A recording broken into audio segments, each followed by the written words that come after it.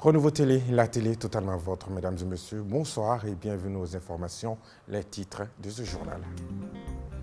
4 obus sont tombés sur la ville de Tombouctou sans faire de dégâts. Cette fois-ci, c'est l'aéroport qui était visé par les terroristes. Les détails dans cette édition. De Tombouctou à Ansongo, en passant par Menaka, les prix prennent de l'ascenseur. La seule explication serait le blocus auquel ces localités sont soumises depuis plusieurs semaines. 5 jours après la signature du pacte de stabilité sociale et de croissance entre le gouvernement, le patronat et les organisations syndicales, le syndicat de l'éducation signataire du 15 octobre 2016 menace de boycotter si les procès-verbaux de 2019 et de 2022 ne sont pas exécutés. Voilà pour le sommaire.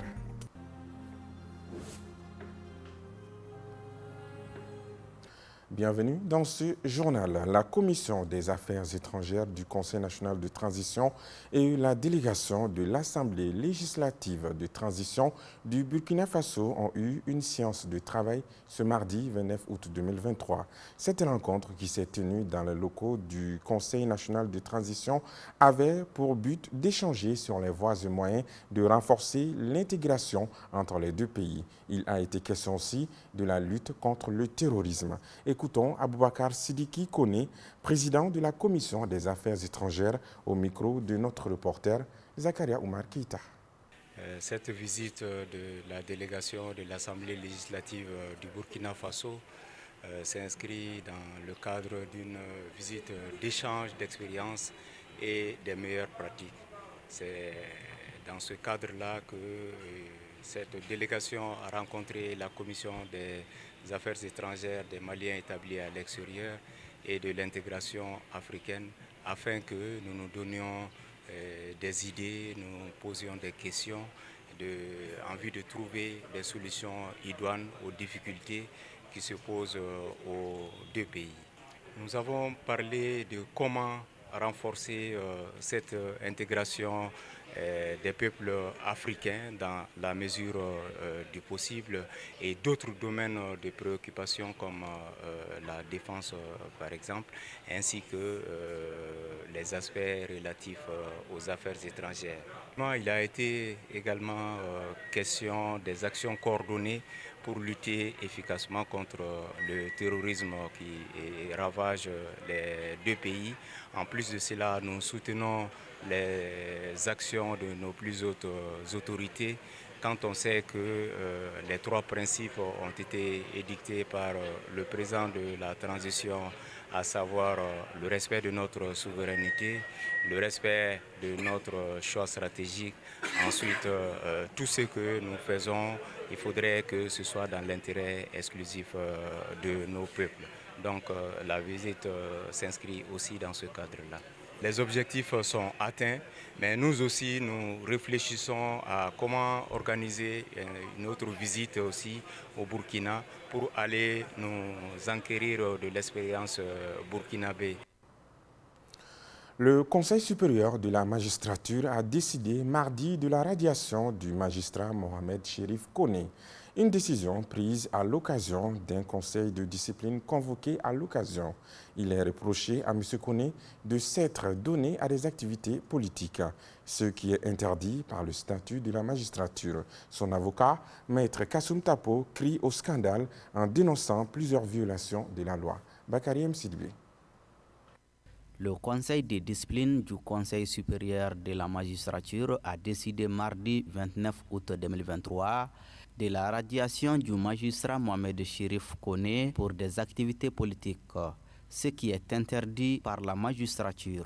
L'audience aurait été très houleuse puisque M. Koné et son avocat Maître Kassoum Tapo ont soulevé beaucoup d'irrégularités et de violations autant dans la procédure que dans la composition des membres de la commission d'enquête et du conseil de discipline. Ils ont aussi dénoncé un conflit d'intérêts et un règlement de comptes, puisque le procureur général de la Cour suprême aurait des contentieux avec Mohamed Chérif Koné, son ancien avocat général qui a violemment et constamment dénoncé ses agissements, notamment dans le dossier et la mort de Soumeilou Boubei Maïga. On apprend aussi que Draman Diara, l'ancien procureur de la commune 4, serait menacé de radiation. Lui comme shérif sont membres du rassemblement Appel du 20 février qui avait appelé à voter non contre la révision de la Constitution. Mohamed Chérif Kone ne s'avoue pas vaincu et saisira les juridictions internationales pour casser la décision de sa radiation. La section syndicale des mines, du commerce et des industries a un nouveau bureau. Le secrétaire général sortant, Karim Fomba, a été réélu pour un mandat de 5 ans. C'est ce que nous dit notre reporter. À l'issue de 2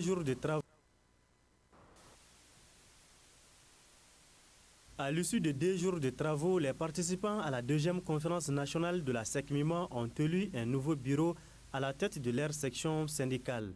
Le secrétaire général sortant a été reconduit pour les 5 prochaines années. Karim Fomba place son nouveau mandat sous le signe de la continuité. Les revendications auxquelles on avait eu des répondants positifs. Par contre, il y a d'autres auxquels on n'a pas eu encore de répondants. Donc, il va falloir qu'on aille chercher ces répondants-là. Ensuite, dans le secteur minier, les préoccupations ne finissent jamais. Donc, la section que je dirige aujourd'hui, en plus du secteur minier, il y a le secteur du commerce, ensuite il y a l'administration minière, il y a même la recherche pétrolière. Ensuite, il y a les cimenteries, il y a les sous-traitants miniers dans le domaine de l'hôtellerie, de la sécurité minière. Donc, c'est toute une panoplie de revendications aujourd'hui qui constitue le cahier de charges donc, qui m'est confié avec le nouveau mandat. Donc, le mandat va être la continuité dans le sens de la lutte syndicale pour l'obtention des conditions d'épanouissement pour les travailleurs de notre ère de syndicalisation. Cette conférence a été également l'occasion pour le syndicat de s'exprimer sur la modification du code minier et le contenu local dont l'objectif est de favoriser les entrepreneurs locaux. Maintenant, par rapport au contenu local, le contenu local ne se limite pas seulement à l'apport des entrepreneurs locaux, parce que c'est ce côté que les Maliens sont en train de percevoir surtout. En termes de contenu local, il y a la préservation des emplois locaux, ensuite le transfert de compétences entre les expatriés et les locaux, en réalité qui doit être prépondérant dans les textes. Bon, nous n'avons pas encore vu une disposition spécifique contraignante qui puisse, sur une certaine période, obliger les expatriés à céder les postes aux Maliens. On n'a pas vu ça d'abord. Donc, comme je l'ai dit, on va voir le décret de promulgation. Donc, ensuite, continuer notre lecture approfondie. Et si on a des réserves, on va formuler ces réserves. Karim Fomba dirige un bureau consensuel d'une 50aine de membres pour les 5 prochaines années.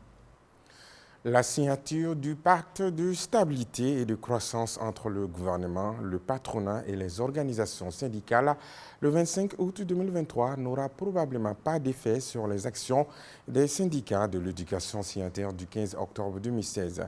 Dans un communiqué diffusé ce jour, ce regroupement rappelle que l'application des points restants du procès verbal de 2019 et celui du 12 décembre 2022 restent leurs priorités et leurs exigences pour lesquelles il est prêt à engager des actions. Le point avec Maimouna Ouedraogo.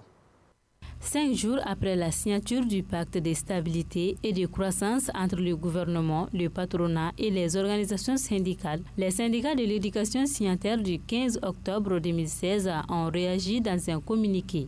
Ils disent avoir pris note du pacte malgré qu'il n'ait pas été invité en tant qu'entité d'unité d'action syndicale. Malgré cela, la synergie rappelle le gouvernement sur l'application des points restants de ces procès-verbaux comme condition sine qua non de se conformer à l'esprit du pacte. Toutefois, il rappelle que l'application des points restants du procès-verbal de 2019 et celui du 12 décembre 2022 est une priorité et une exigence pour les syndicats. Il rassure les militantes et militants qu'ils assumeront entièrement et totalement leurs responsabilités si les engagements pris ne sont pas honorés, prévient le communiqué.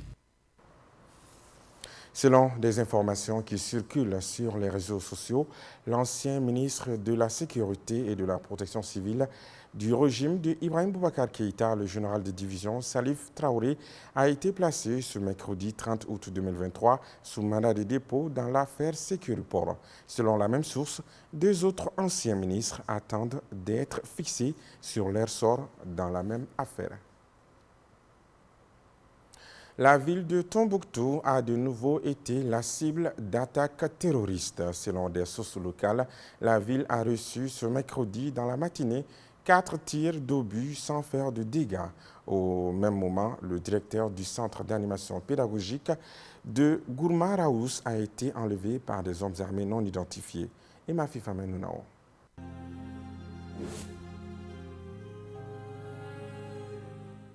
En moins d'un mois, la ville de Tombouctou a été la cible de 3 attaques aux obus, faisant un mort et des blessés. La dernière en date est celui de ce mercredi 30 août 2023, où l'aéroport de la ville a été visé. Selon des sources locales, 4 obus ont été lancés en direction de l'aéroport. Elles rassurent aussi que l'incident n'a fait aucun dégât. Le samedi dernier, des tirs d'obus sur la ville ont fait un mort et des blessés. Dans cette situation d'insécurité qui s'est installée depuis plusieurs semaines dans la ville, le directeur du centre d'animation pédagogique de Gourma-Raous, Mahmoud Al-Mahdi Maïga, a été enlevé mardi 29 août par des hommes armés à 10 km de Tombouctou vers Marmar lorsqu'il quittait Raous pour Tombouctou. Les habitants de la cité des 333 vivent désormais avec la peur au ventre car ils ne savent plus quand vont tomber sur la tête des obus.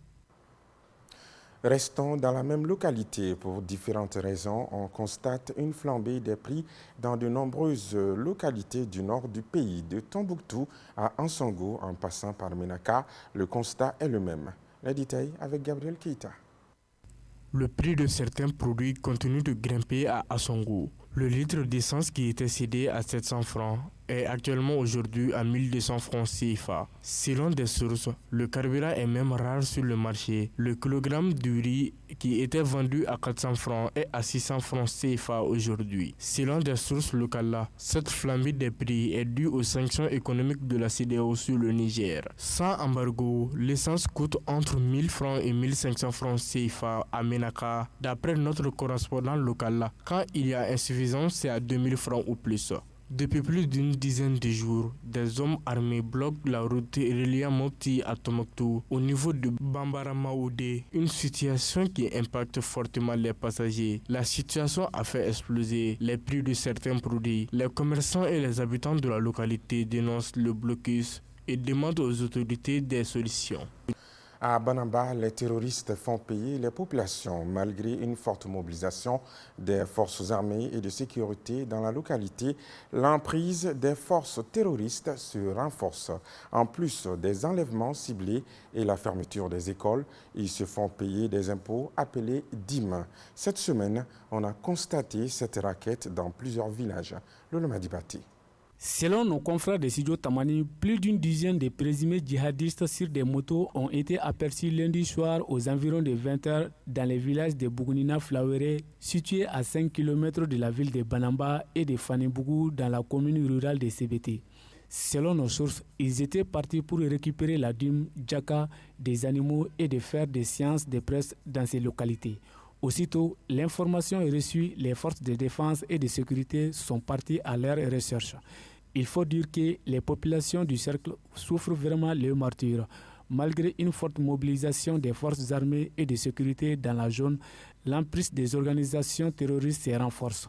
En plus de la fermeture des écoles dans de nombreux villages, on assiste depuis le début de l'année à des assassinats et des enlèvements ciblés. L'ivresse de la jeunesse est plus forte que l'ivresse du vin. Proverbe africain. Excellente soirée à tous. À très bientôt.